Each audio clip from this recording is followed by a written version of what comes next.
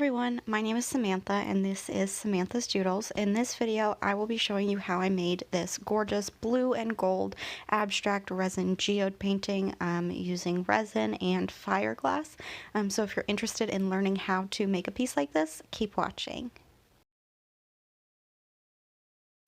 I will list all of the exact materials that I used in the description box below, but basically you'll need a resin, 2 colors of blue pigment, 2 colors of gold pigment, a white pigment, blue, gold, and white glitter, a heat gun, gloves, mixing cups, painter's tape, a cradled wood panel, and fire glass.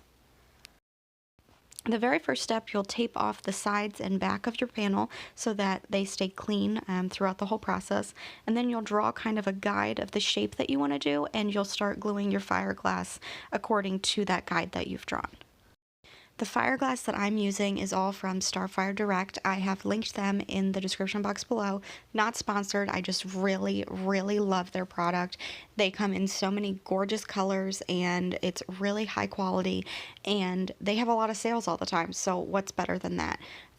If you're going to be making any resin paintings, it doesn't have to be a geode, it could just be any kind of art, you should definitely check them out because I love their products. I will link the exact colors that I used. It's clear, titanium, azuria, and cobalt, and the sizes in the description box, so if you want to get the exact ones I used, you can find them easily. From here, you're going to mix your resin following your manufacturer's instructions, and then split it into 5 cups, 1 for each of your pigments. You'll mix less than 10% pigment to resin, and then you can add in your glitter and make sure you stir everything until it's saturated. So from there, you can get started with your pouring. You can follow the guidelines that you set out. I just suggest keeping in mind that when you work with resin, it is an unpredictable medium. I say this because you could fall completely in love with how you poured your painting, leave it overnight to dry, and when you go back, it could have changed completely. So be sure that your panel is level. This is one of the main things in ensuring that your piece doesn't change too much. There's obviously going to be a little bit of a shift as the resin cures. It's a chemical reaction. The different colors are going to blend together. This creates some really cool effects, so just be open to it, and know that when you're working with this medium, it does have that unpredictable nature, and as closely as you follow the guide, it isn't always guaranteed. Personally, I think it's really fun because whenever you go back to your piece, you don't exactly know what it's going to turn out like, but usually as long as you follow the instructions and you keep your panel flat, it should be pretty close. So here you can almost even see where that dark cobalt blue and that white are blending together. You can see that it's kind of melding into each other a little bit already. So once this one dries, there's going to be some really pretty effects based on that. And don't worry about being too messy or not following your guide exactly. It's all part of the fun of abstract art. It doesn't have to conform to anything in particular.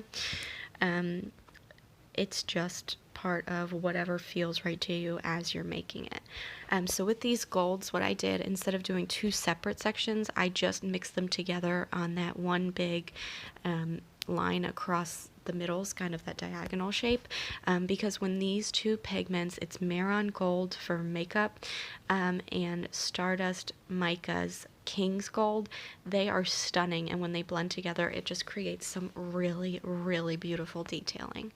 So I'm just adding a few touches of gold to the rest of the piece, and then I'm going to let it cure. So for each resin there's a specific cure time.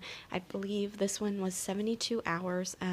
Make sure you just check the instructions and it will tell you, but from there, if you want to do another layer, if you're not satisfied, you can, or you can just remove the tape and clean up any necessary drips on the edges. This is how this piece turned out.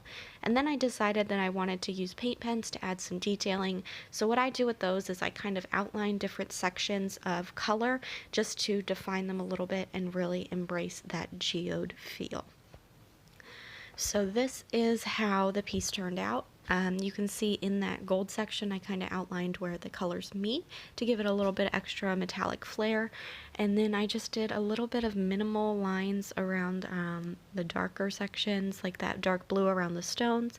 And then I found a little matching gold easel stand.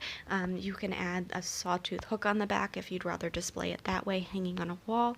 But I put it on this gold stand and it looks beautiful in this room in my house that has teal, and I just love how this painting turned out.